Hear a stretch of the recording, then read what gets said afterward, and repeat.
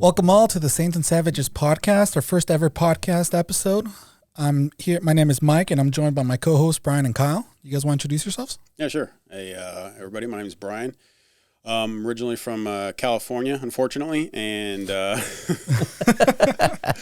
lived all over the United States. I've lived in about 11 different states, dozens of cities. I've lived in 2 different countries, in Japan, in England, and I was in the military. I was a hospital corpsman.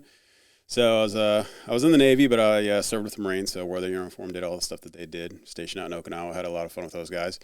Got out of the military, went to college, went to an HBCU called Clark Atlanta University in Atlanta, Georgia, and I'm a member of Alpha Alpha Fraternity Incorporated.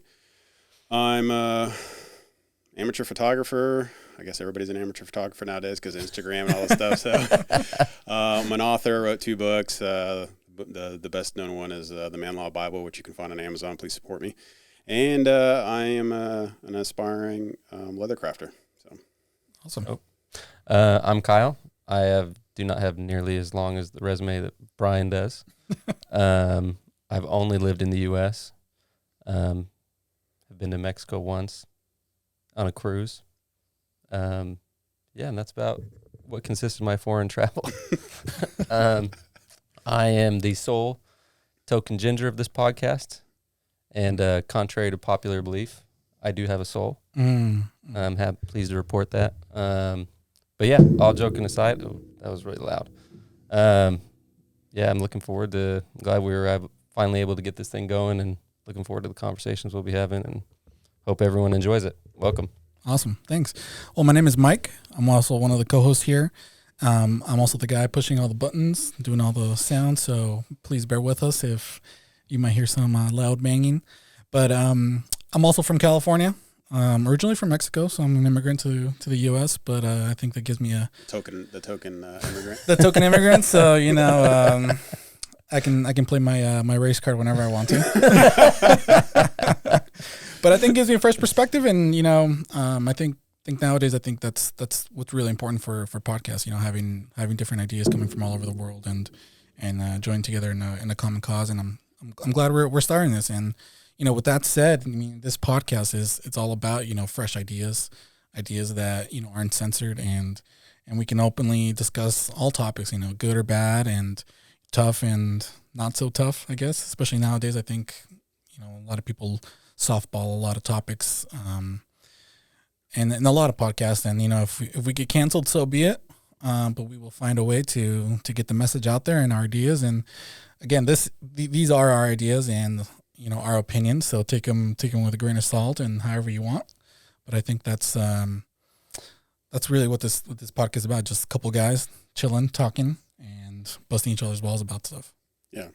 Ultimately, I don't think we have any intentions of doing this podcast to change anybody's minds. However, if somebody is open-minded in their thinking and they're looking around and they happen to find us and they're willing to kind of think things through and do some research, then we'll be glad to accept them in and embrace them into our little community. And ultimately, we just want to express our ability to have an opinion, and we know that there's a lot of people out there that are hungry for what other people are thinking. We see what's happening in the media, and the media is just tanking. They keep trying to hide it, but you see the things that are happening with, just say, for instance, Joe Rogan, and Ben Shapiro before that, and that you're having these podcasters that are becoming the centerpiece for the voice of the nation. And it's all because they have an opinion. They do talk about facts, absolutely, but they ultimately it comes down to, what do you think? And I think that's what's happening in homes everywhere. People are they're having these conversations and they're wondering, it's like, man, are other people thinking the way I'm thinking? And it doesn't necessarily mean that you have to think the way that we're thinking and that we have to think the way you think, but ultimately it's that if you have that open mind of, I think maybe that there's issues with what's going on with the government, or I think that there's issues going on with whatever that's happening in this world, that other people are going to probably have those same concerns. And that's what we want this podcast to be about. Yeah. and going along with kind of what you were saying, Mike, was, my expectation for this was just kind of having a place to discuss kind of the good, the bad, the ugly, the weird, funny. Because we won't always have, super serious conversations. There will be, a lot of ball busting, but there will be times where we, we'll take on kind of more difficult topics and discuss them. And yeah, I agree. I think people are craving just kind of authenticity, because I don't think they get that from the corporate media by any stretch of the imagination. That's why people like Joe Rogan, why they trust him more than why they're going more and more to podcasting. And so, yeah, you don't have to agree with us, but at least we want to have that open conversation, and hopefully everyone enjoys it. Yeah, I think podcasting has been getting super huge, especially since the COVID lockdowns, right?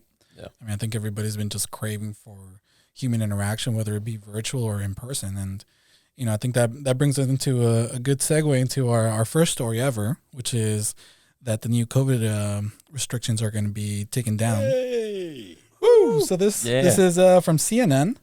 It says, growing number of states, major cities lift COVID-19 restrictions. And I think this is a story that you brought us, right, Kyle? Yeah, this is something that I saw on CNN. And I think this is good news for everyone, because regardless of where you stood with, the whole COVID restrictions, even people who were very, very pro-COVID restrictions, honestly, at this point, we're going, into year 2? Yeah, I think we're about to celebrate. I think we just celebrated the 2 years to slow the spread. Yeah. 2 years of 2 weeks. 2 years to slow the spread. Of the 2 weeks. Of the 2 weeks. I'm just making fun of it. I rebranded it. Yeah, there you go. Hey. But yeah, I think at this point, everyone, even people who were very pro COVID restrictions, are now at the point where we're like, okay, we're done with this. It seems like the goalpost is constantly being moved. At first it was get the vaccine and you won't get COVID. So people got the vaccine, still got COVID. Well, now you got to get a booster. You should be good. Got the booster. People are still getting COVID. People are still dying from COVID. So at least for me, when I saw this, I was like, thank goodness. Because at this point, I feel like it's more like an endemic. It's kind of like the flu. It's just something that we're going to have to learn to coexist with. Mm-hmm. So, yeah, do you guys see that article today about the CDC? They found out that they've been hiding a ton of data about boosters. Oh, who knew? Who? Yeah, exactly. The CDC did? Gosh, such a bastion of truth and knowledge. But yeah, they I forgot who was the one that reported it, but they said that the CDC was just caught, kind of hushing a bunch of data about boosters. I don't know what the data is. I wasn't really able to read too into it, but just the fact that they did that kind of should turn some heads, right? Yeah, for sure. You saw the delay that they did with, especially with the booster for the kids? 5 years and under, I think, right? Yeah. They were it's all proved. It's almost pretty much all approved. And then suddenly they were like, just kidding. Or we're not going to prove it just yet. It's like, what? Yeah. I think the biggest pie in the face with all of this, though, has always just been the hypocrisy and the changing the rules. We're going to do this, then we're not going to do this. And then we're going to, it's just ad infinitum. Everybody's heard all the different things with the masking and whatnot. So I think this definitely of lifting COVID restrictions is first of all, we don't need anybody's permission to do any of this. It's most of us have been living our lives just perfectly fine. I stopped going to any place that is hey, you got to wear a mask. I just turn around and walk out. I think the last place that we were at, I almost ruined my birthday.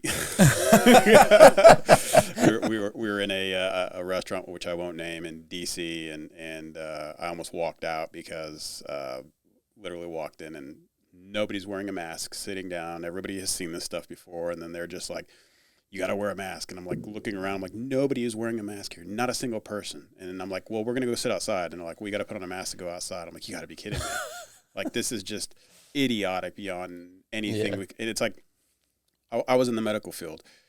And my brother he's a traveling nurse. And I'm not Yeah. going to say where he's at either, but, he does pretty well. And even him, like from the beginning, my brother was telling me, he's like, dude, these masks don't work, man. He's like, it's garbage. He's like, it's all a show.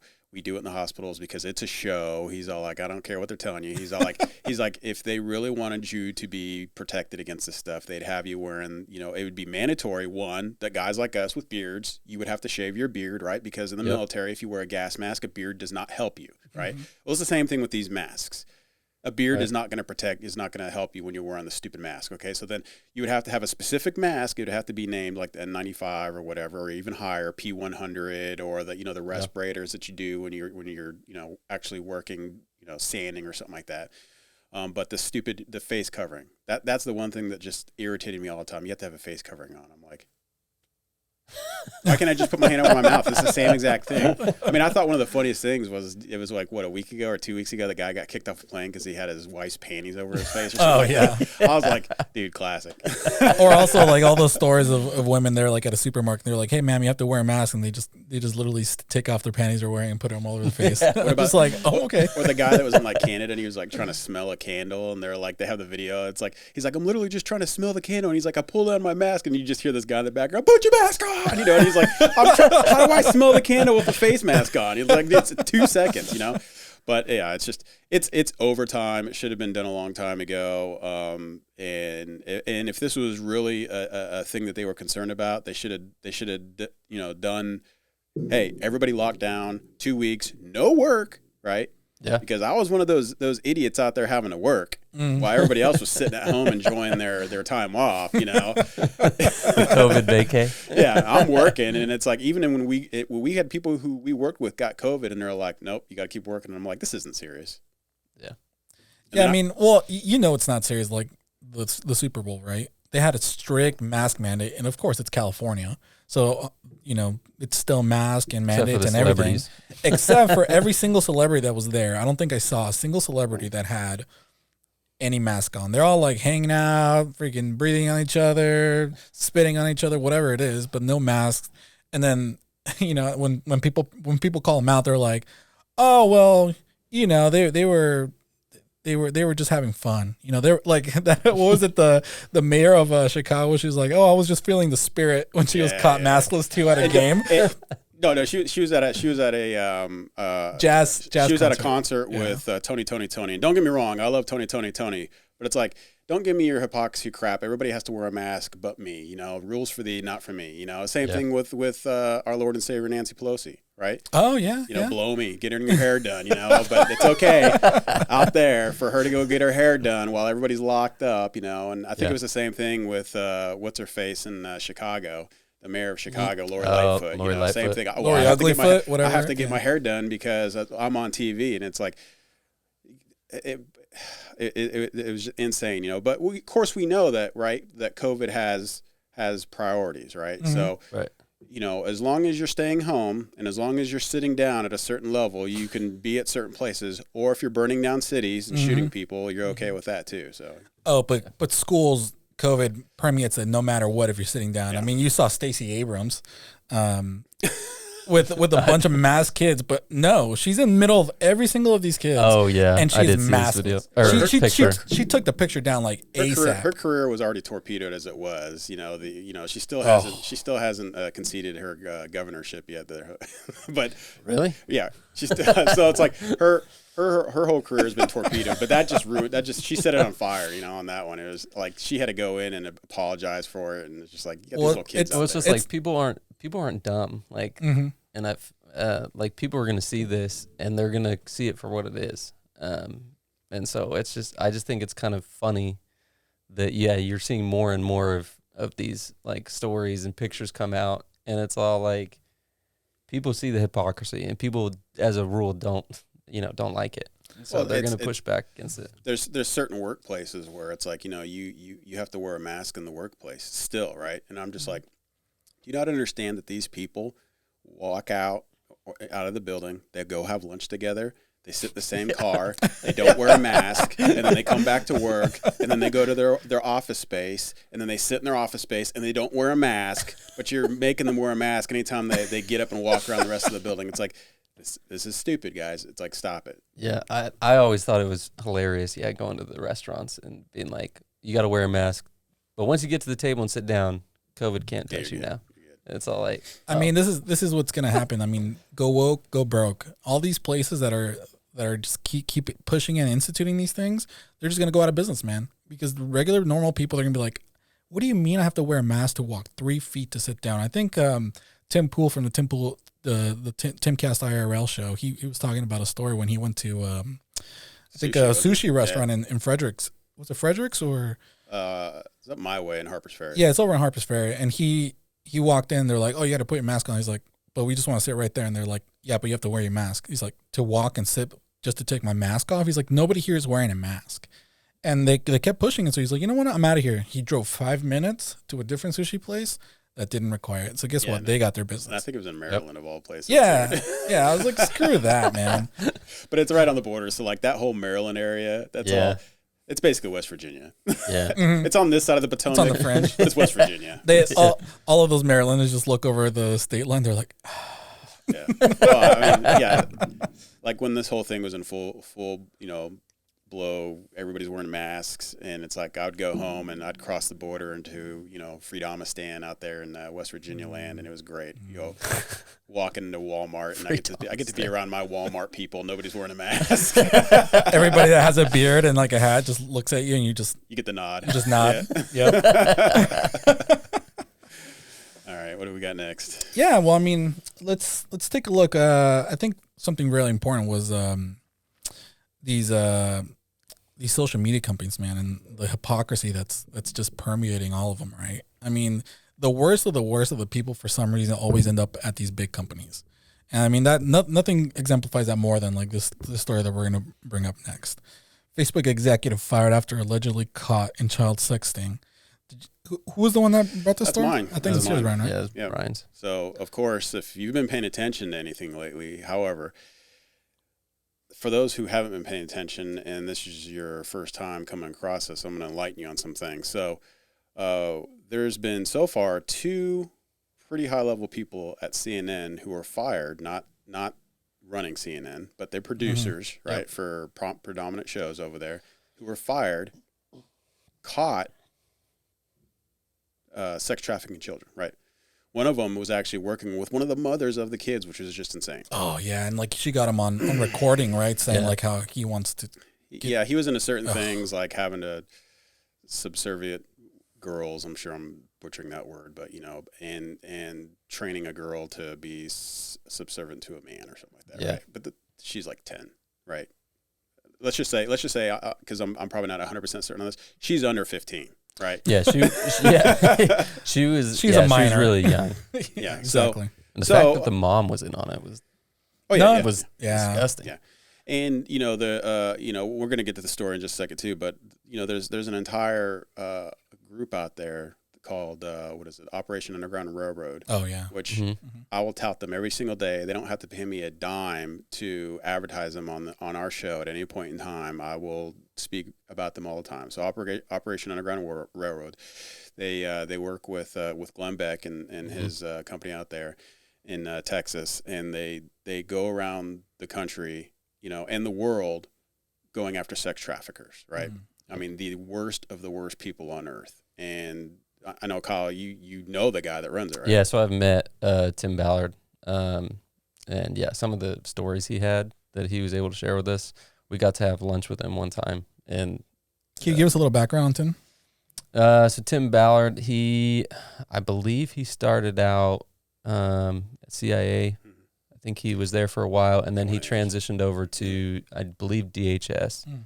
And then while he was working at DHS, his boss came in one day and told him he wanted him to head up a new task force on human trafficking, and specifically for ages I want to say 3 to 11, if I remember correctly. And yeah, he headed that up, and kind of what made it. Hold on. He didn't want to do it. No. In fact, when he said what him and his wife, when he decided to go to work in government, him and his wife made a pact with one another that they wouldn't get into that, because they were worried about how it would affect him and how it would like change him and how it would affect their family and whatnot. And so when he was saying that when he got, and obviously I may be missing some details, but when he got the job, when his boss came and told him that, he went home that night, told his wife, and from my understanding, she was like, absolutely not. Like, we've already had this discussion. We already made this decision that we weren't going to touch this kind of stuff. And so he said that they went to bed that night, and he woke up the next morning ready to go in and tell his boss no. And it was like, I think his wife, like right before he left, I think his wife rolled over and was like, I think maybe she had a dream or something like that. Yeah. And was like, you need to do this. Like, we need to do this. And so he went in, and so that was kind of his background, if I remember correctly. And then there was 2 cases that really like made him leave government and start Operation Underground Railroad.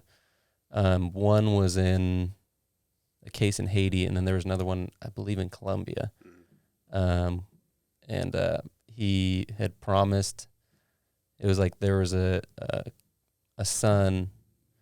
This guy's son had got kidnapped in Haiti on their way back from church, and he actually happened to be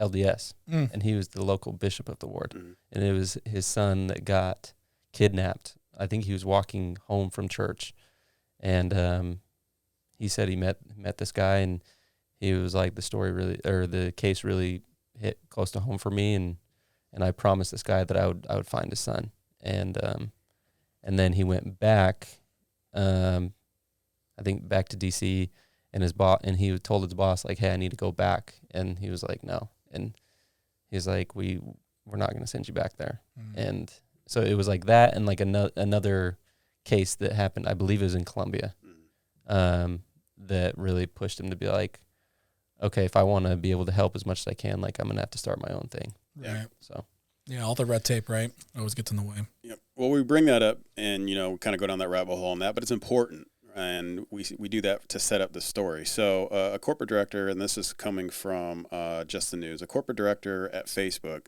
and they say corporate director, but apparently this guy like heads Meta.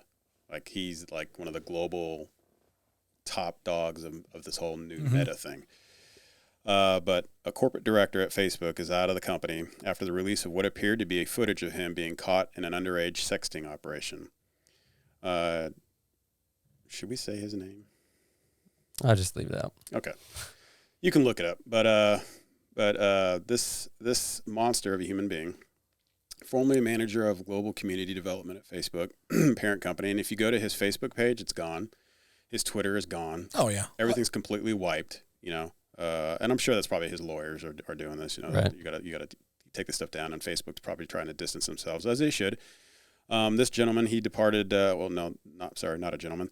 This scumbag departed the company after a video of the apparent bust was posted to the YouTube channel of the amateur group PCI Predator Catches Indianapolis. So I caught wind of this. I was doing some research for our first show, and I was watching the quartering. And so he brought it up on his show, and I Googled it, right? Nothing. Couldn't find anything on Google, right? So then I go over to Bing, nothing. Nothing's coming up anywhere. Couldn't find it anywhere. The story did not exist except these 2 YouTube channels. And now it's just finally starting to come up. Like, I didn't hear about it on the news. I couldn't find it on Fox. I couldn't find it on even the sites that I like, Daily Wire, The Blaze, stuff like that. It wasn't coming up anywhere.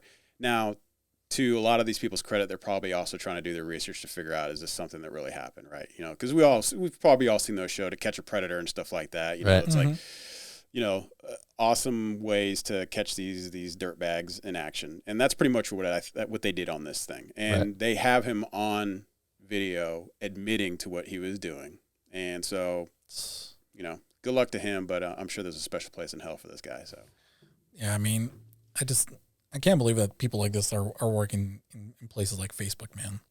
I mean, well, you had what's his face that used to work. Remember what's his face from Subway? gosh, what's his name? Jared. Jared. Yeah, that guy. He went to prison for child porn. I don't think he was actually doing anything with kids, but he went to jail for child porn. But then you have these two guys at CNN, same thing. Two guys messing with kids at CNN, and you can't find it on CNN. They're not talking about it, of course, right? They're trying to save face. But you don't see it on their sister sites like MSNBC. You don't see it on the Huffington Post. You don't see it on the Slate. You don't see it on any of these liberal websites. Yeah, it's funny, man. Because if this happened to, like, let's say a right-leaning podcaster, celebrity Trump, whatever. let's be real, Trump. This would be plastered all over the legacy media pages. Absolutely. Everywhere. They'd be talking about 24/7. Hey, we got to lock this guy up. He needs to be in jail for the rest of his life. Blah, blah, blah, blah. Well, how long did Jeffrey Epstein go without having, like, he got caught, but they still let him run around kind of free for a long time? So I think Project Veritas, this is one of their exposés that an anchor from a certain news organization, they caught her on tape saying, like, hey, we had this story for years, since like 2006 or 8 or something like that.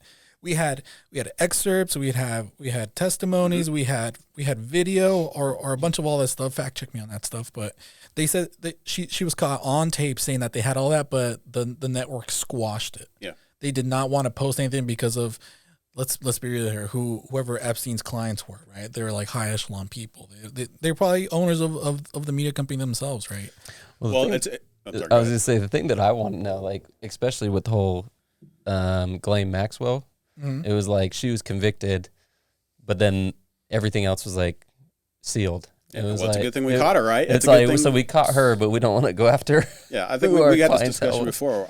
It's the same thing as RICO cases, right? When the FBI or DEA or ATF, they go after these big drug busts, right? Right. And they do the RICO cases. So they get the doughboy on the corner, right? Yep. They get that guy, and they get him to flip, and he gives up a bigger guy, and they get him, and they get him to flip, and they keep going up, and they get the bigger people, right? The bigger fishes. Right.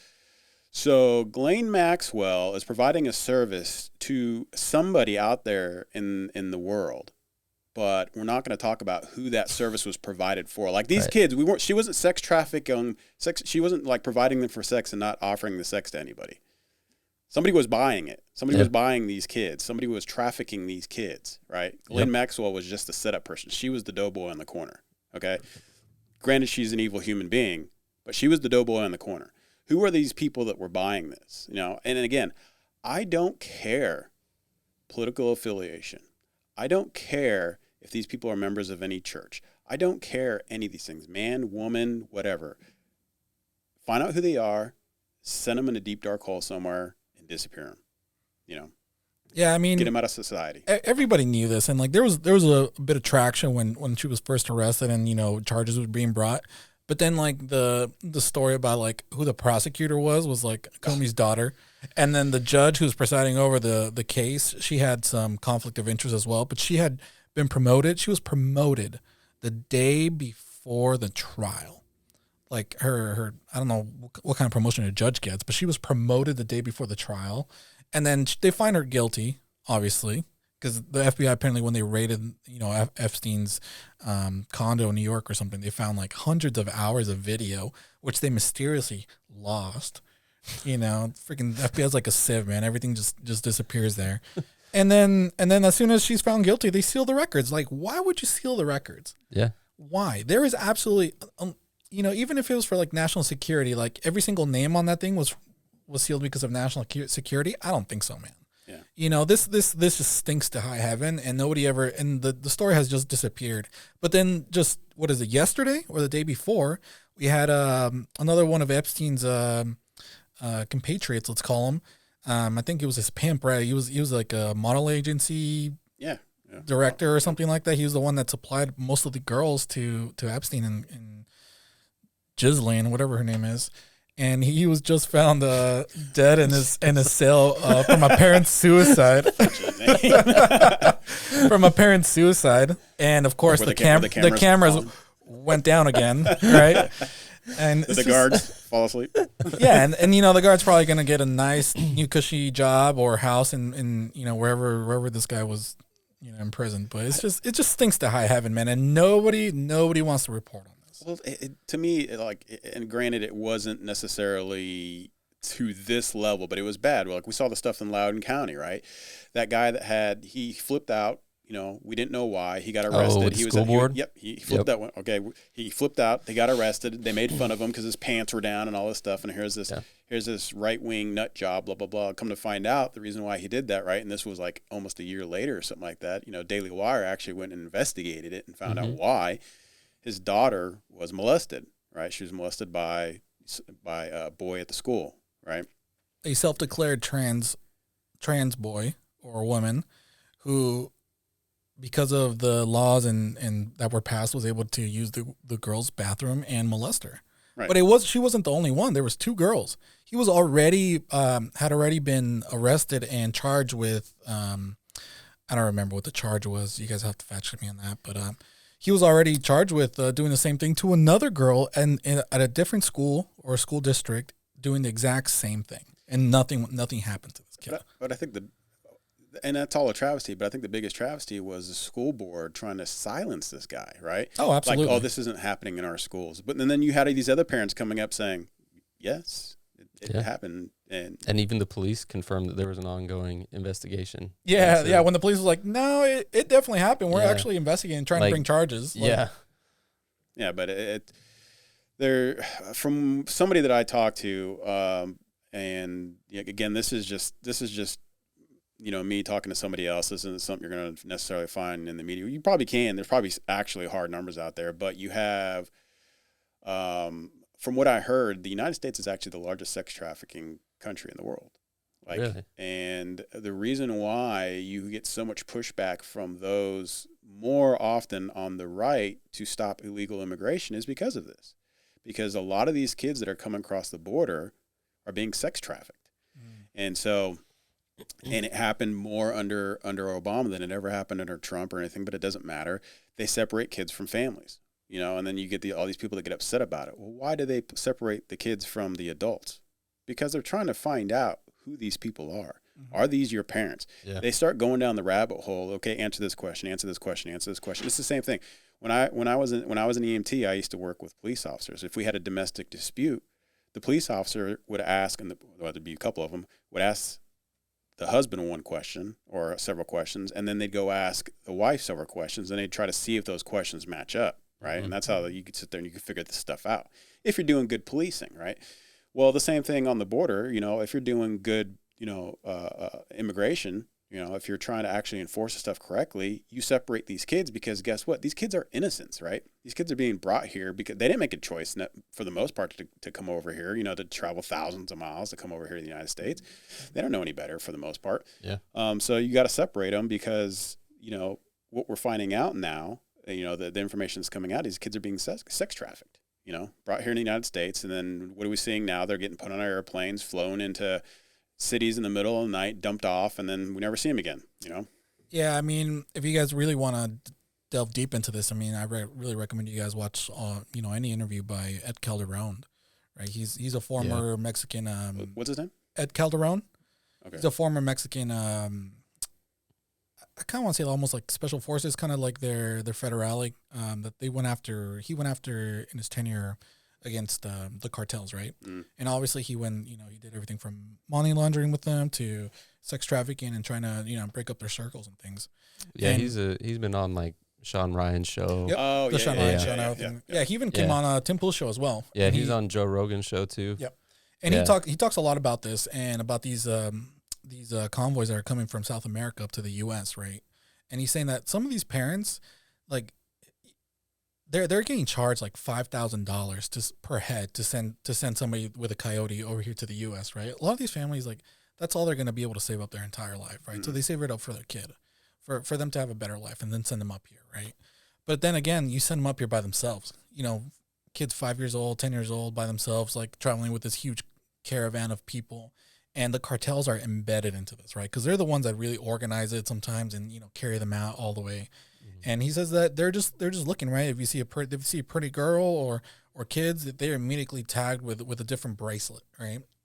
And if they're eyeballed for sex trafficking, they're giving a different bracelet as well.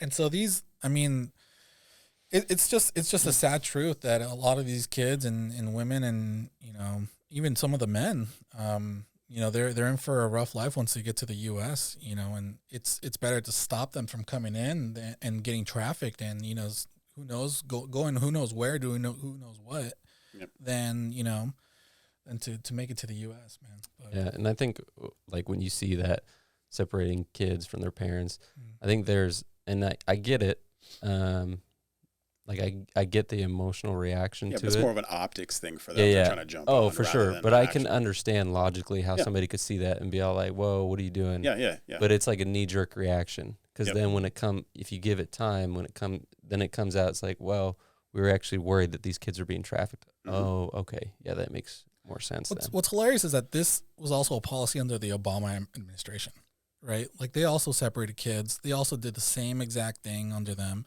But obviously, because of Trump, like, the optics are different, right? Yeah. You know, it's just politics at the end of the day. They don't really care about these people, man. Well, there's also only an illegal immigration problem when there's a Republican in power. If there's no Republican in power, there's no problem. Like right now, we haven't heard anything, right? No, we did. I'm sorry. we had the horsewhip, you know, going on the border with the Haitians. But again, that's kind of off topic. And it's funny that they only focus on the southern border when, like, you know, hundreds of thousands of other immigrants are also Irish, you know, Chinese over in San Francisco, Chinese, you know, Eastern European coming through Canada as well. Like, but nobody talks about that stuff because, again, it's all about optics, right? Yeah, I can just, you know, our brothers to the south of the U.S., you know, they're just so embedded into the culture nowadays that, you know, that's why they're, you know, the optics are over there. Yeah, it's sad because it's political upmanship, right, or political opportunity. It's like, you know, what's going to benefit me politically at this point in time, you know, especially for, you know, whoever may be sitting in a certain seat at a certain time. You know, it's like, oh, we can use this to boost up our numbers and we can get more votes. It's like, that's just disgusting, man. That's just, and I don't think, I know that's why you're starting to see this big swing, right? Everybody keeps talking about how there's going to be this like red wave. And don't get me wrong, I'm not the biggest fan of the Republican Party either. Now, I consider myself conservative, libertarian. Mesh those two together and you have me, right? You know, it's like, and I have liberal perspectives on things too. It's like I don't believe in that you should have like drugs when it comes to marijuana, right? I'm like, legalize that stuff, dude. People get it all the time. They're going to get it whenever they want it. The harder stuff like heroin and stuff like that, yeah, I think that stuff should definitely be regulated. But, you know, but again, this is, you know, not to go too far down that hole, but it's like my perspectives on these things, I think, is what is happening to a lot of people out there now, right? They're getting exposed to a lot of this hypocrisy now, and you're starting to see this shift, and it's going back towards center right. Yep. But I think a lot of that has to do with the left. You know, you have the left and you have leftists. And the leftists are running as far left as they can at warp speed. And that's why you're hearing people, it's like, well, I didn't leave the Democratic Party. The Democratic Party left me. Yeah, it's like Dave Rubin is a perfect example. Mm-hmm. He classifies himself as a classic liberal. Mm-hmm. And he was like, but it's shifted so much now that, like, you know, he was all like being for free speech and, you know, taking care of the little guy. Those are classic liberal ideas. And he was like, now he's like, I spout those ideas and I'm labeled as like far right. Mm-hmm.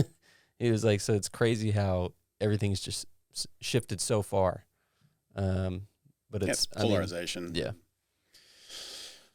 Well, why don't we jump into another story that we have here? I think this kind of goes back a little bit towards the COVID side of things. And it is actually from one of our favorite shows, at least for, I believe, me and Brian. Have you seen Yellowstone? Oh, yeah. Love Yellowstone. Great show. So the article reads, Yellowstone star says he won't attend SAG awards over vaccine requirements. And I believe this is from is it the Atlantic? Post Millennial. Yeah. So if, you know, you don't live in a deep dark hole somewhere and you've actually watched Yellowstone, this guy he's a real life cowboy. He's probably one of the most underrated actors on the show because I don't actually think he has an acting background. He is, like I said, a cowboy. But he said, and this was last Wednesday, he said, and His name's Forey J. Smith. He posted a now deleted Instagram video where he said he would not be attending the Screen Actors Guild Award because they require all in admittance to be vaccinated against COVID. Again, going back to our first topic we talked about.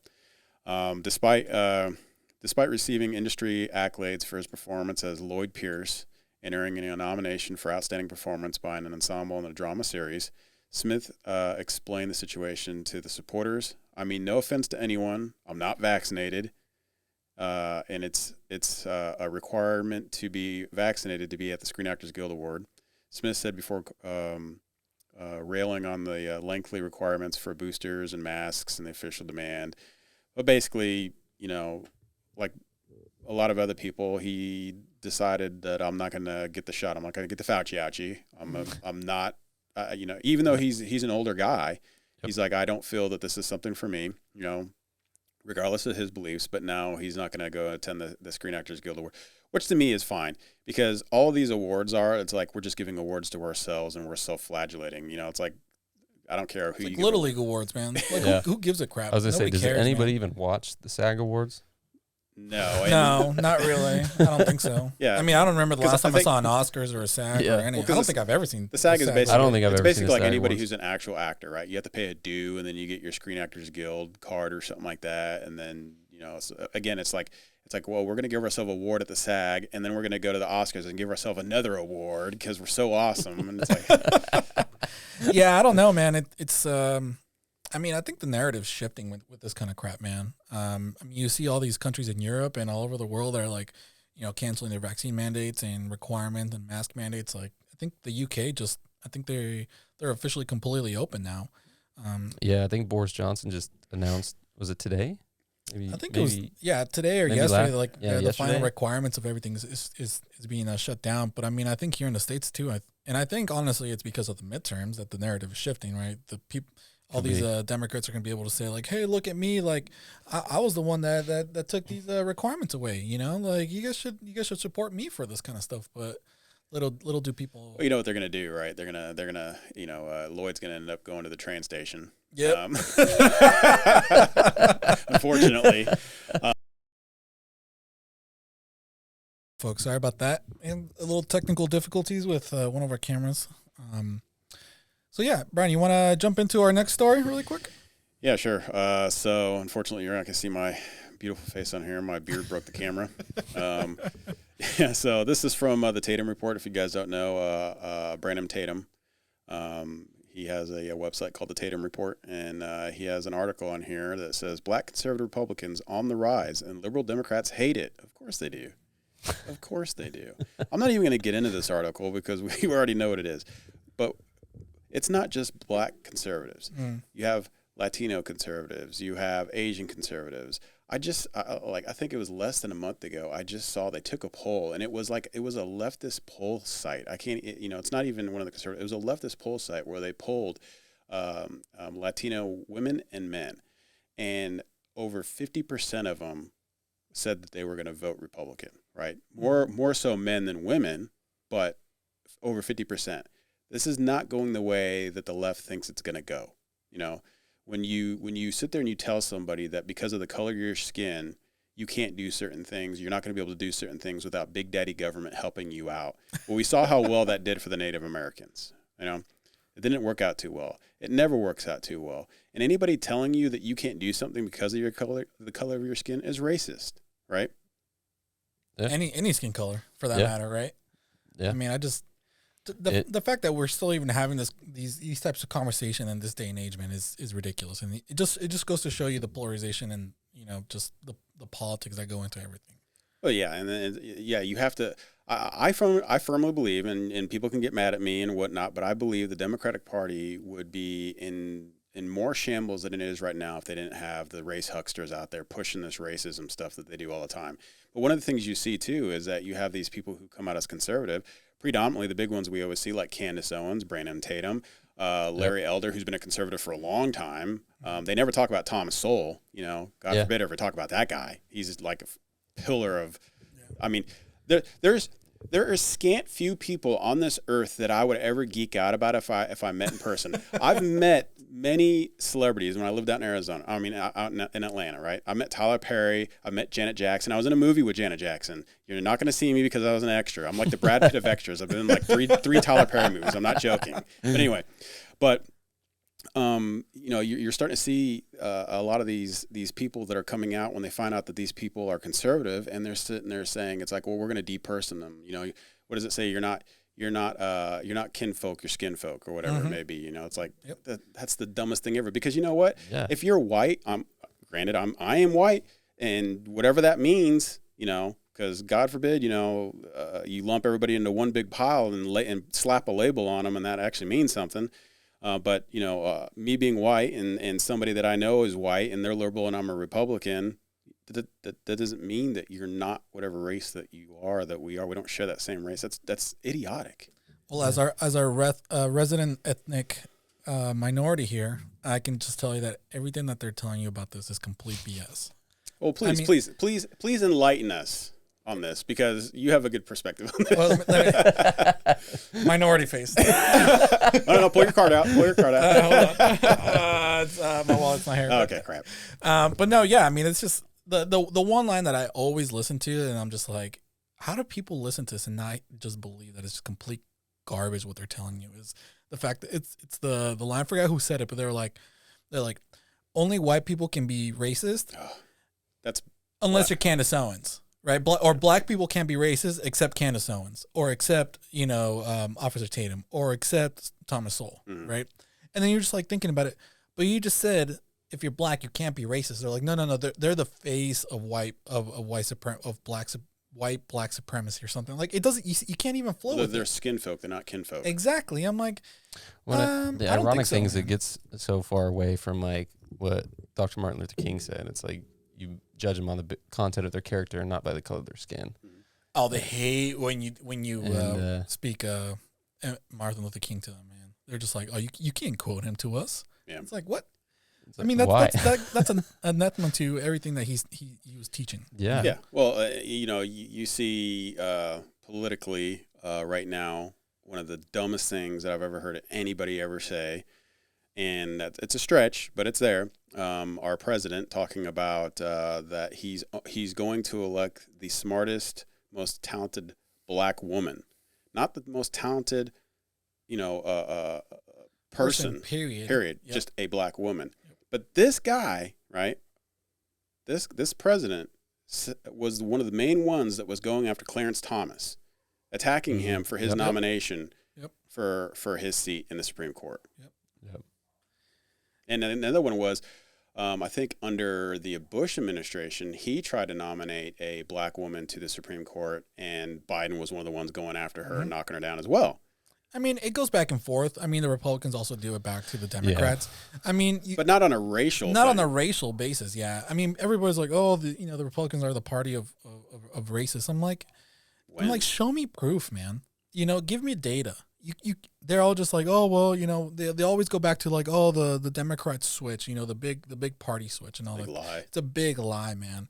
If you actually delve deep into history and like look at exactly what the party lines were and stuff, you'll see that the Democrats have always been the party of segregation and racism. Yep. Always. Carol M. Swain, Dr. Carol M. Swain, you can look her up. She's a black woman. She debunks the whole party switch thing, Oh, she's racist then. She's racist. Yeah. She's gotta be racist. Yeah.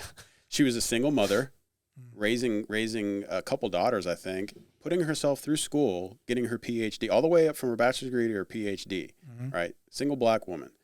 And she's a conservative. She's a Republican, but she's obviously racist. But she debunks the whole thing about the party switch. Dennis D'Souza did a whole video on this, debunking the whole party switch thing. But that was the argument I used to always come up with. Obviously, I went to an HBCU. Well, they tend to be more liberal at almost any college, so this isn't going to be any different just because it's a black college, but it was a very liberal school. Well, I'm also a member of Alpha Phi Fraternity Incorporated. Well, we would always get into arguments on politics and whatnot, and at the time, I was liberal, but I was starting to awaken, right?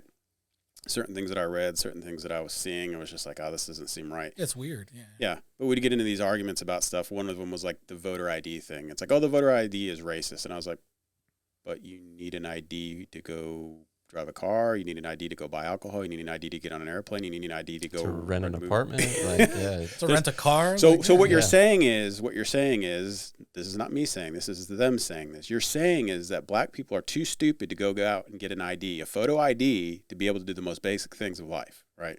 That's what you're saying. but if you go out in the streets and like talk to regular black people, and I've seen several videos of people doing this. They're like, hey, do you have ID? Do you know anybody from the black community that doesn't have ID? And they're like, no, that's stupid, right? It's propaganda, man. That black people, that minority communities do not have access to the DMV.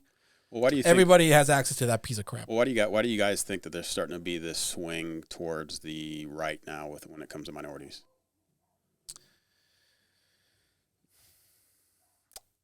When it comes to minorities, in what way though? Like you're starting to see them this political swing. You're starting to see people you're starting to see Becoming more conservative. Yeah, becoming more Yeah. conservative. Right. Oh, you mean the minority community is becoming more conservative? Yep. Well, I think I don't know. This is just my own personal opinion from what it seems like to me. Is it seems like the people who've been pushing this stuff think that the average person is just not intelligent enough to catch on to what they're doing, which is an insult to your average person. People aren't stupid. They're gonna just be like, okay, yeah, no, that doesn't make sense. Yeah, I mean, the average person, their cares are about providing for their family, keeping a roof over their heads. How am I going to pay the bills? Like they're Which has nothing to do with skin color. Absolutely not. man. Or the woke agenda. Nobody really cares about that, man. The only people that care about that and use that are people that are looking for an outlet for their own insecurities or whatever it is, man. They granted, does racism exist out there? Absolutely. Yeah, Am I and saying it's wrong. And it's absolutely wrong. Have I dealt with racism in my life? Absolutely. Yeah. But I'm not going to tout an entire race, the white people, as racist. But I've experienced racism from a myriad of other races, right, and skin colors, not just white people. And so the fact that people are saying this is absolutely moronic, right? And I think the minority communities are seeing that, and like Kyle said, they're not stupid, right? People are like, I don't care about that. I care about gas prices. Yeah. I care about why gas is so expensive and I can't get to work now, right? Yep. I care about rent going up like crazy. I care why I can't afford to buy a car now because the prices have gone so high up. I think that's what they care about, and they see that the right, or let's say the Republican Party, are kind of offering more outs in that sense than the Democratic Party, which is just like, oh, it's the fault of racism. There's Trump. There's a funny video out there too, and I'm bringing this video up because it kind of it's into what we're talking about. But if you've ever watched PragerU, there's this guy on PragerU. Excuse me, I can't remember his name. Blonde guy. He's like their main guy. He goes out and talks to people on the street, and he has the show with Will Witt. Will Witt. Yeah, he has a show with Amala. Yeah. Can't remember her last I name. can't You're remember gonna butcher last it anyway. I'm gonna butcher it. Yeah. Wonderful girl. I remember her coming out on Instagram. I used to watch her videos all the time. She's doing great. But anyway, Will Witt, this was before they started doing a show together. He was out in California, and he was out on the beach, he was at Berkeley. So he put on a sombrero, and he put on a poncho, and he put on this big huge mustache, and he looked like your quintessential old school movie, like Mexican. Sorry, it's racist. Well, you're Mexican, right? So I can say it. Absolutely. If you guys saw me shave my beard and just leave my mustache, you'd be like, he eats burritos on a daily basis. Yeah. So Will Witt goes around and he's walking around Berkeley, and I'm sure you guys remember seeing this video. Yeah. But you should look it up on YouTube. And he's asking all these students, do you like my outfit? And they're like, that's racist. That's cultural appropriation. Every student he talked to, white, black, Hispanic, it didn't matter. Yeah. And then they showed a parallel video. And he goes to this part of town that it's all these like Hispanic vendors and food places and stores. They're like, "Oh, you look great, man. That's awesome." And it's like, and the whole thing is like, he wasn't trying to make fun of anything. That wasn't his intention or anything. He was trying to prove a point. It's all like, you have this invisible boogeyman out there that, again, we're not saying that racism doesn't exist, but to the extent that you're saying it exists, no. I think the media is highly responsible for fanning the flames of this stuff, right? Yeah. And what's the phrase? If it bleeds, it leads. Yeah. Yeah. Like, it's all for ratings. Headlines, yeah, man. and Ratings and headlines. Yep. Like it's clickbait. The more you know. Well, what was that recent thing that just happened where they had the parade and the guy ran over all the people and they were just like, they're praying this guy's white and he's on the right, and it turned out being it was a black guy, and then all of a sudden the 10-foot dreadlocks disappears. It's gone. Yeah, the video goes away and nobody's even following the story anymore. But this guy's getting sentenced, right? Yeah. I mean, but you see plenty of stuff like that. But then you see domestic terror as at school board meetings, otherwise known as parents. Well, to get back to the core of the story, where we're getting more minorities that are becoming conservative, right? And it's not a political affiliation. A conservative ideal is a philosophy, right? In a sense, right? It's and so Brandon Tatum brought this up on one of his podcasts, and he was like, I felt like, my whole life, because he was liberal most of his life. He's like, I grew up, I didn't like white people. And he played football. He wanted to go in the NFL. That didn't happen. He ended up becoming a police officer and became a really good police officer. But he's like, when he became a police officer, he started seeing reality. He started seeing what stuff was really like. And he was just like, man, again, racism exists. It didn't exist on the level I thought it did. There's bad people out there, but does it affect me? How, is this the biggest deal in my life, or what am I paying for gas this week? How much is my rent going up? Yeah. Can I feed my kids?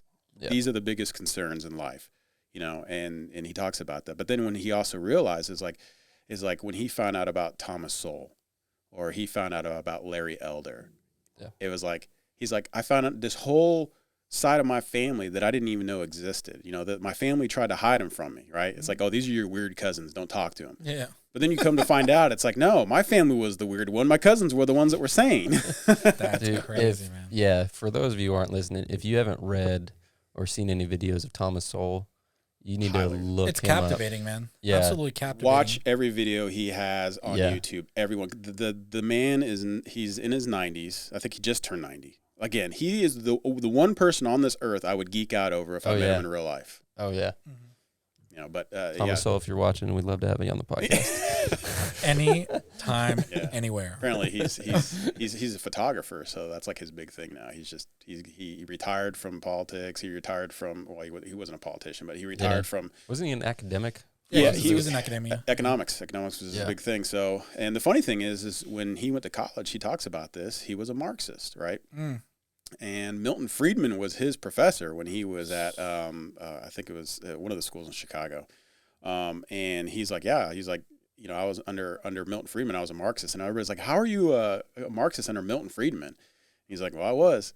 And they're like, well, so what changed you? And he's all like, I went to work for the government in Puerto Rico.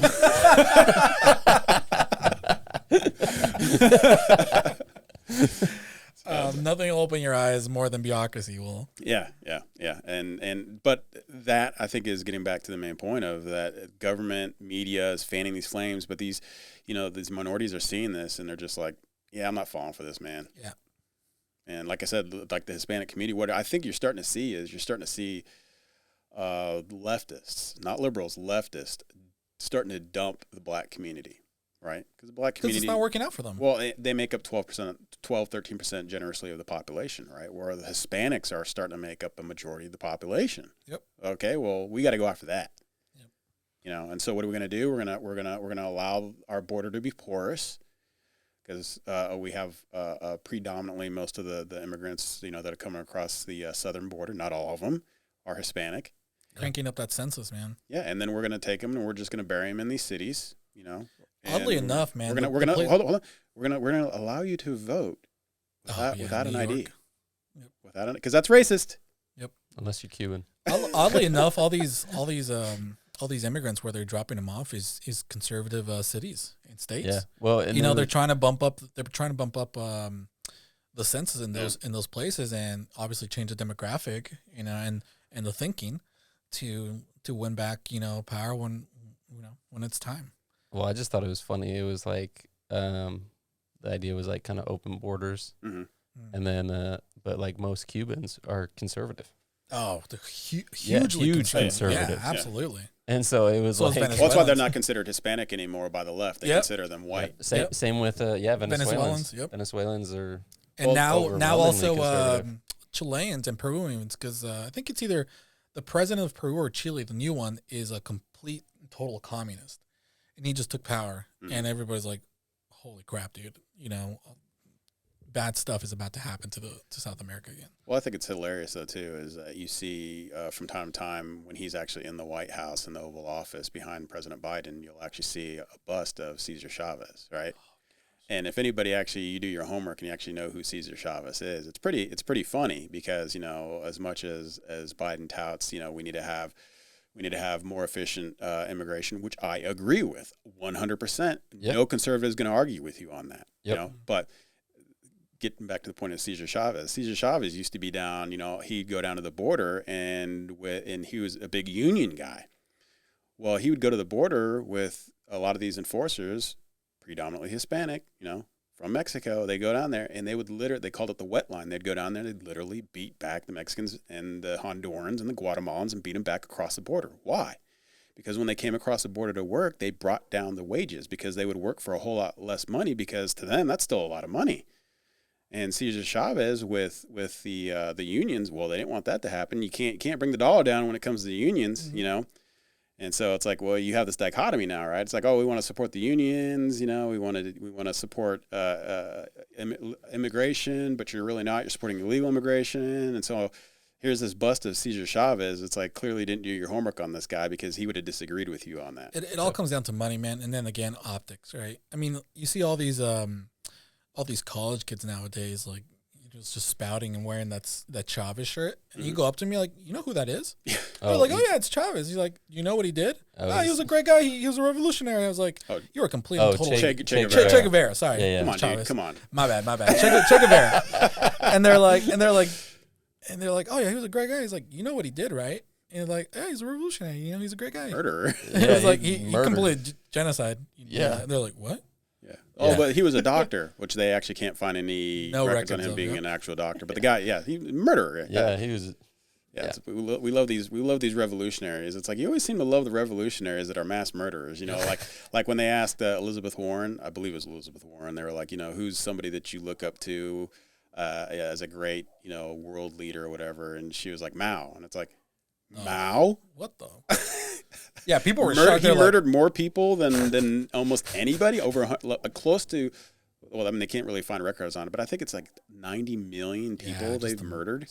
Crazy amount, man. But it's like, we're always going to look to these revolutionaries. These are the people that we really like, and then I think it's that is waking people up because people see that, like you're saying, we have the Cubans that are coming over here. It's like nobody from the United States is floating on a door to go to Cuba. But they're trying to get over here any way that they can, and I'm okay with that. You're trying to get away from a place that is actually murdering you, that is actually wiping you out, like Venezuelans, right? I met a couple girls that were both from Venezuela. We call them the Marias. They're both Maria, right?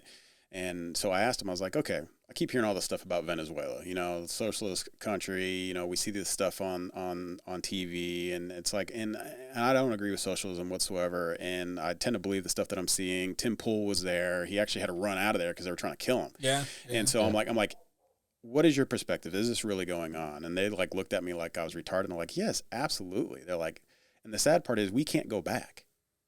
Because you're a traitor once you leave, right? Why would they want to go back? Yeah, nobody wants to go back. Yeah. But you look at Venezuela, 30, 40 years ago, they had like the fourth largest economy in the world. I mean, they were going.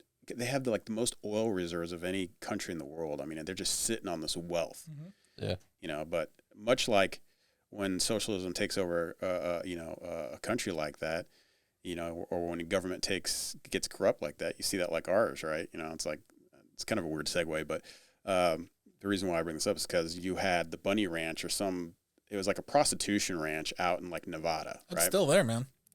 Well, it failed, right? Or it was going under or something like that. Well, apparently in like Nevada, that anytime something goes under like that, the government has to step in and take it, and they have to run it for a year or something. Mm-hmm. And they ran it into the ground. I'm like, you literally can't sell that.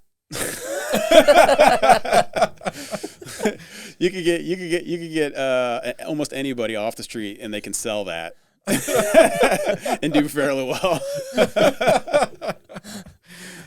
I mean, you look at OnlyFans. Oh my gosh, man. Sorry, I went off. Total bad segue. I pulled an Ian. Ian, we love you.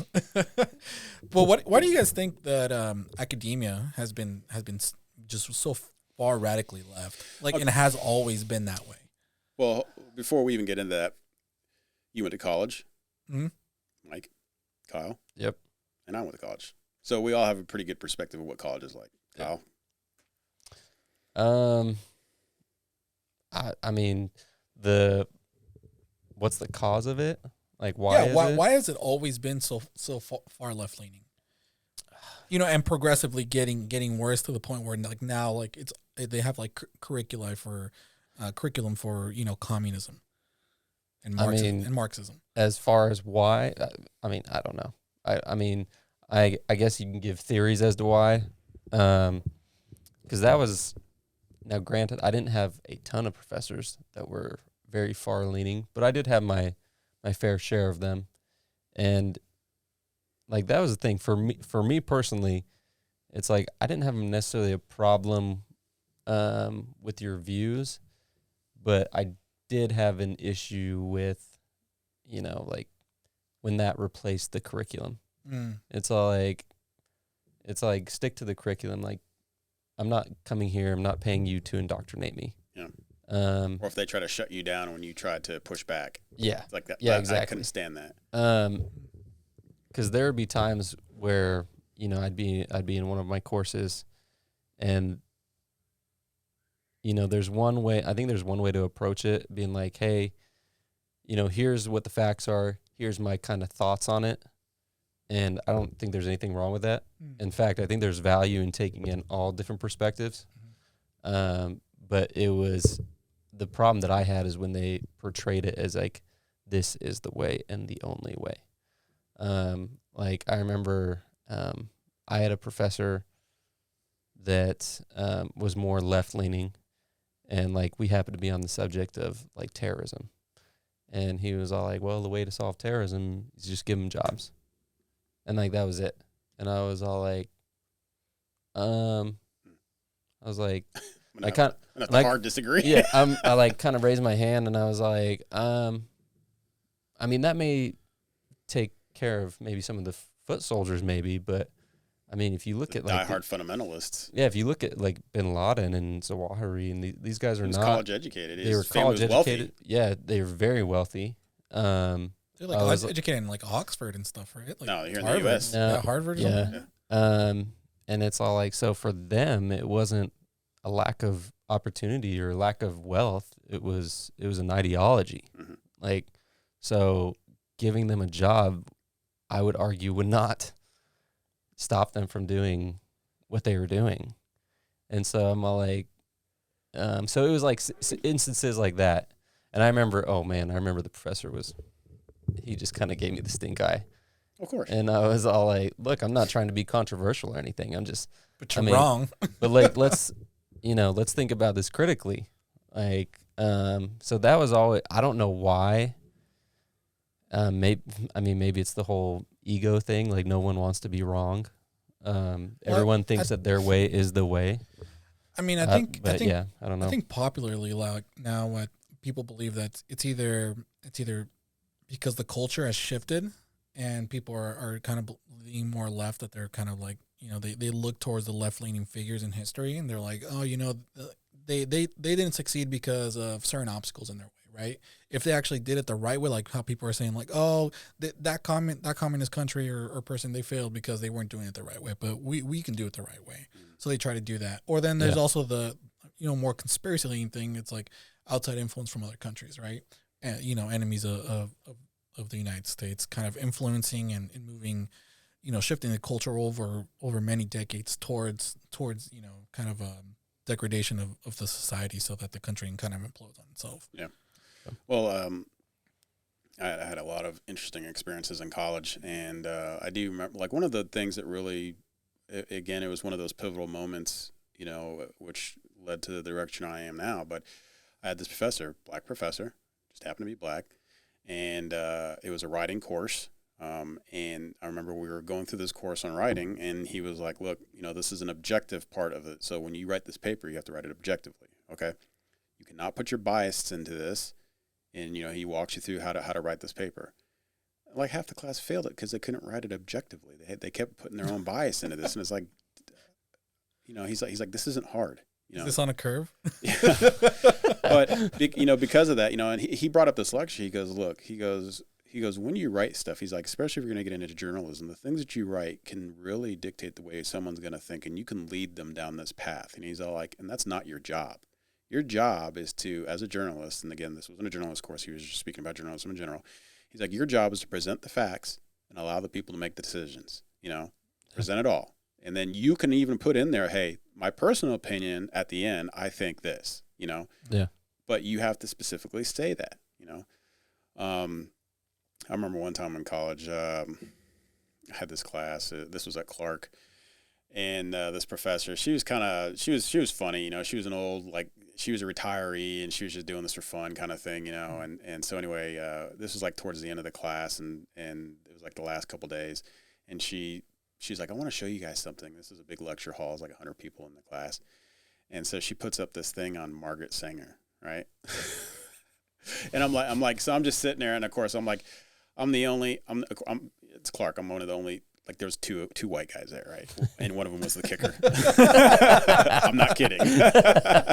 So anyway, he looks over at you. Oh, no, I was the only white guy in the class. But anyway, so of course, everybody's like watching it, and I'm looking around, and I'm trying to like gauge people's perspectives in their face, and I see all their faces lighting up. But then it just starts going down. Margaret Sanger, she started this whole thing with abortion, and she was the founder of Planned Parenthood. And then it starts going into, she was tied into eugenics, and she, was a racist, and she used to work with the KKK, and she didn't like black people too much. And I'm like that meme. I pull up the popcorn and I just start like eating the popcorn, like, you gotta be kidding me, she's showing this, and I'm like looking around and I'm seeing these confused looks on these, to use Rush Limbaugh's favorite quote, brains full of mush, because it's just like, they've never heard this stuff before. Never heard this stuff before. It's like Planned Parenthood was just a place I could go to after a one-night deal, and I could get something fixed. And it's like, this lady was a very bad person, and she did not like you, And so the professor, of course, after she shows the whole video, it was actually kind of refreshing. A lot of people were like, I didn't know that. I've never heard that. And I was all like, okay, cool. But of course, you had to have like your three wokest. This was before the whole woke thing came out. It's like, that's bullcrap. This isn't true. That's all fake. That's right-wing propaganda. And it's just like, the professor's like, well, explain. And they couldn't explain it. And I was just like, holy crap. I was like, accidental truth came out in the university. That's amazing, oh my gosh. But it was kind of an interesting moment to see and kind of see some eyes open up because of that. Yeah. The deep lies, man, that people will just kind of like keep regurgitating, and it just goes down the family line, until like nobody knows the truth, until like the facts are presented. You're like, what the heck? My parents never told me that. Yeah, it's like my parents were always telling me this is a good place to go to. It's all like honesty is always the best policy, and it's all like, even with hard topics, it's like just be honest. Yeah. Like, don't try, talk about the good, the bad, and the ugly. Yeah. And I don't think there's any easy question or there's any easy answer to why colleges are going down this path. There's a whole bunch of stuff. I mean, it's like, why did Rome fall? There's a whole bunch of stuff that you can add into this, but we're seeing it. I think a big one is that government gives them money, right? Yeah. So they don't have to worry about losing money because they're never going to lose money because the government's always going to be there to give them some cash. Sugar daddy's always going to be there every first of the month. I got you. Nothing more permanent than the temporary government program, right? Oh my gosh. Well, guys, I think this is a good point to stop, and Yeah. just want to say thank you for your opinions and thoughts, and to our listeners, apologize for the camera going down and taking this beautiful Viking face away from you guys, but we'll have it all fixed up for next time. And you guys want to say anything else to close? Please, watch a video, share a video, comment. Please comment if you have reply. We don't even care if you disagree with us. In fact, we want you to disagree with us. We want to see that stuff. We want you guys to respond. Let us know what you think, and we'll continue to put out some videos and keep this podcast rolling. Yeah, I agree. Like and subscribe. Send us as much feedback as we can. And also, if there's things that you guys want us to discuss on here, let us know. And hope everyone found this first episode informative and enjoyed it. Absolutely. Yeah, if you guys want us to talk about anything, share it in the comments. Let us know. Again, I think this podcast is just about getting facts out there, and also just getting fresh opinions and thoughts and ideas, and not just you guys viewing the same channels over and over again. And as time progresses, we'll try to get some really cool guests on the show, and get their perspective as well, and not just from conservative leaning people, but also from the left, if anybody else wants to come on board. For sure. and talk with us and share their opinions. But again, you can follow us on Rumble first and foremost, and then obviously on YouTube until they take us down. Should be right. We're also on all your other main social media platforms. And yeah, thanks a lot for your views, and again, share and subscribe and like. Thanks a lot, guys.